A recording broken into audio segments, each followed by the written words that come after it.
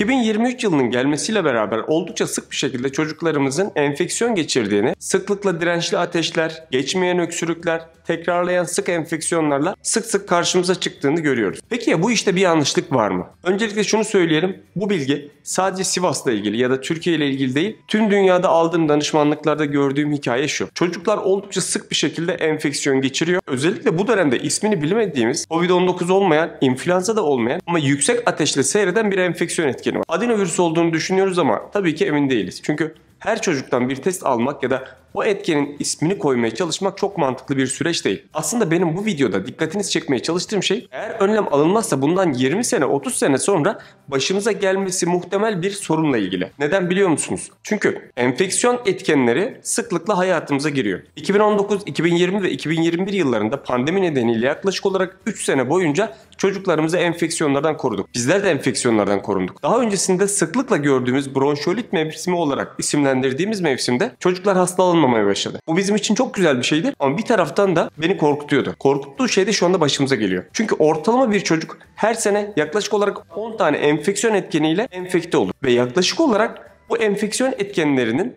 bir kısmını, yarısını, bazı çocuklar daha fazlasını enfeksiyon olarak geçirir. Bir kısmı da aslında hissedilmeden hafif kırgınlık, iştahsızlık, halsizlik, biraz öksürme, hafif ateşlenme şeklinde olur ve geçer. Yani enfeksiyon olduğunu anlamazsınız bile. İşte bu eski dönemde geçiremediğimiz enfeksiyonlar, o 3 sene yaklaşık olarak 10 tane enfeksiyondan 30 tane enfeksiyon etkeni en az olarak söylüyorum. Bu dönemlerde çocuklarımız tarafından tek tek kapılmaya başladı ve özellikle 5 yaşın altındaki çocuklarda sıklıkla geçmeyen öksürükler, özellikle kreşe gidenlerde çok daha fazla, yüksek ateşler ve buna benzer semptomlarla sık sık enfekte olduğunu görüyoruz. Bunda yanlış bir şey yok. Yani enfeksiyon geçirmeniz aslında çok doğal bir durum. Fakat asıl dikkat etmeniz gereken, sizin her geçirdiğiniz enfeksiyonu, her ateşli enfeksiyonu bakteriler neden oluyormuş gibi düşünüp her seferinde antibiyotik kullanmak ya da daha büyük ilaçlar kullanarak süreci tamamlamaya çalışmanız. Burada tabii ki siz bunu yapıyorsunuz demiyorum. Doktorlar da yanlış yapıyor demiyorum. Ama şunu net bir şekilde görüyorum. Türkiye'de yaşayan hastalarımla yurt dışında yaşayan hastalarım arasında antibiyotik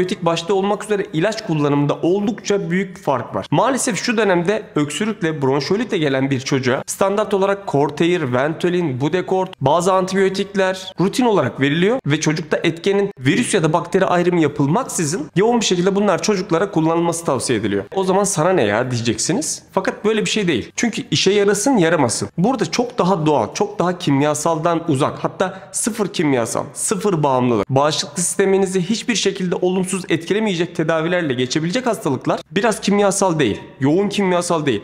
Steroid, antibiyotik ve bulunabilecek piyasadaki bütün ilaçlarla beraber kombine olarak iğneler dahil edilerek çocuklar tedavi edilmeye çalışılıyor. Mesela diyelim ki 3 yaşın altında bir çocuğunuz var ve bronşiolit geçiriyor. Bronşiolitin kitabi tedavisinde yeteri kadar sıvı desteği alınması, çocuğun burnunun açılması ve sekresyonların uzaklaştırılması, süreçte eğer varsa çocuğun ateşinin dindirilmesi yeterlidir. Bunun dışında Ventolin, Budecort ya da antibiyotikli bir tedavi aldıysanız, ki bunu halk arasında bronşit, bronşiolit ya da bronşit başlangıcı olarak isimlendirir doktorlar. O durumda ikinci bir doktor arkadaşımızdan tekrar görüş almayı ihmal etmeyin. Çünkü bunların hiçbirisinin tedavisinde, yani bronşiolitte, bronşit başlangıcında ya da bronşit dedikleri hastalıklarda antibiyotik ya da buhar tedavisi ihtiyaç olmaz. %90'ı 95'i hiç bu ilaçlar kullanılmadan kendinden geçecektir. Olay sadece balgamdan kurtulmaktır. Daha öncesinde hazırladığım videolara muhtemelen YouTube kanalından ulaşmışsınızdır. Aynı şekilde eğer kreşe giden, ilkokula giden ya da toplu yaşam alanında devamlı bir şekilde başka çocuklarla temas eden bir çocuğunuz varsa ve sık sık enfeksiyon geçiriyorsanız bunun için immün sistem araştırmasına gitmenize gerek yok. Eğer normal büyüyorsa,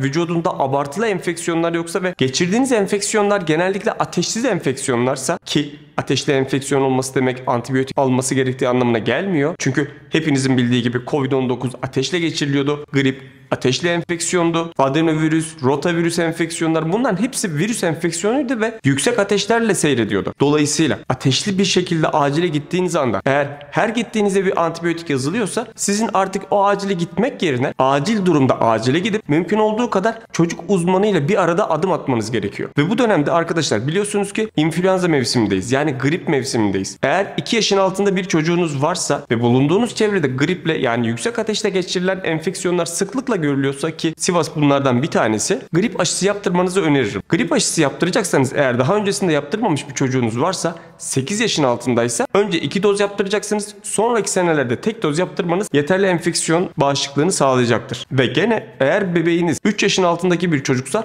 yarım doz, 3 yaşın üstündeki bir çocuksa tam doz yaptırmanız gerektiğini unutmayın. Birçoğunuz şu soruları soruyor. Hocam, bizim bu enfeksiyonlardan kurtulmak için kullanabileceğimiz bir ilaç yok mu? Mesela udi hindi yağı ya da altın çilek ya da özel bir yeni madde, yeni bir fitoterapi ajanı yok mu? Arkadaşlar, böyle bir etken yok. Yani sizin bir udi hindi yağı ya da buna benzer bir şey yemeniz sizin bağışıklığınızı evet destekleyecektir. Ama size sihirli bir değnek verip enfeksiyonları olmadan geçirmenizi sağlamayacak. Yapacağınız şey şu: nasıl ki bağışıklığınız kuvvetlensin diye düzgün yemek yiyin istiyoruz. Portakal yiyin, elma yiyin, mevsim meyvelerini bol bol tüketin istiyoruz. Aynı şekilde buna benzer bir içerik olması nedeniyle, şifalı bir içerik olması nedeniyle yaşınıza uygun ve fitoterapi hakkında bilgisi olan kişiler tarafından hazırlanmış reçetelerin kullanılması gerekiyor. Onun dışında besin takviyesi olarak içerisinde bilmem nelerin bulunduğu bir besini tüketmenizde sorun yok. Tabi bunlarla ilgili de gene kafanız karışırsa doktorunuzdan bilgi alın. Uzun lafın kısası arkadaşlar. Sözü fazla uzatmayacağım, canınızı da fazla sıkmayacağım. Ama şunu bilin: Türkiye enfeksiyon etkenleri olarak tüm dünyadan çok farklı bir hayat yaşamıyor. Fakat bunu isterseniz yurt dışında yaşayan akrabalarınıza ya da arkadaşlarınıza sorun. Mesela çocukları 5 yaşına ya da 10 yaşına gelene kadar kaç kez antibiyotik kullanmışlar? Doktorlar